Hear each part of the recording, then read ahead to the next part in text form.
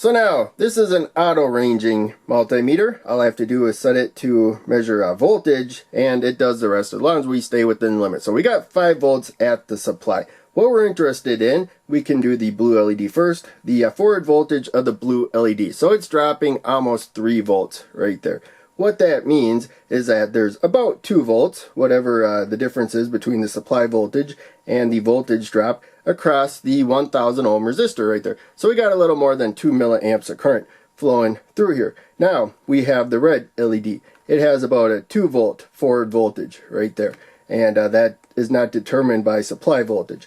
It's determined by current going through it. But in any case, we have about 3 volts going through that, or 3 volts across that 1000 ohm resistor. There's about 3 milliamps of current flowing through here. The blue LED is only brighter just because blue LEDs are really bright. You need to put a lot more current through a red LED to get to the same brightness.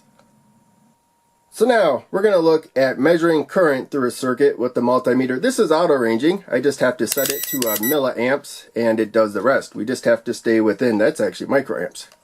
We could have blown a fuse there. We got to go to a milliamps right there. Make sure you set it to the right setting. And it's easy to blow a fuse if you measure current wrong. But don't let that scare you too much. We have the load there to limit the current, but we have to complete the path through the meter. So we got about 3 milliamps of current as we calculated when we measured voltage, because we had 3 volts across the 1000 ohm resistor. Whereas the blue LED, even though it's brighter, only has about 2 milliamps of current flowing through it. And that's because it drops about 3 volts, leaving about 2 volts across the 1000 ohm resistor for about 2 milliamps of current. They're just naturally brighter. And always, as soon as you're done measuring current, get it off of measuring current, because that's the easiest way to damage the meter. Mostly just blowing a fuse. So now, we're going to practice measuring resistance by measuring the resistance of those two 1000 ohm resistors. And I know that because I pulled it out of the 1000 ohm bag. This is auto ranging. We just need to set it to the omega symbol right there.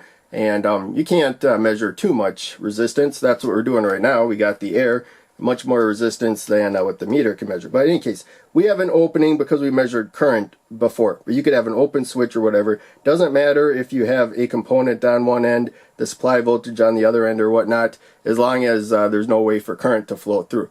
And there, the meter's putting current through the resistor. There's no other path.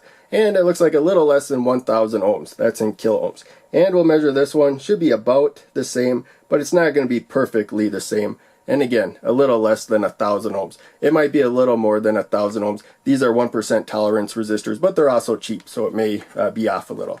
And turn off the meter when you're done.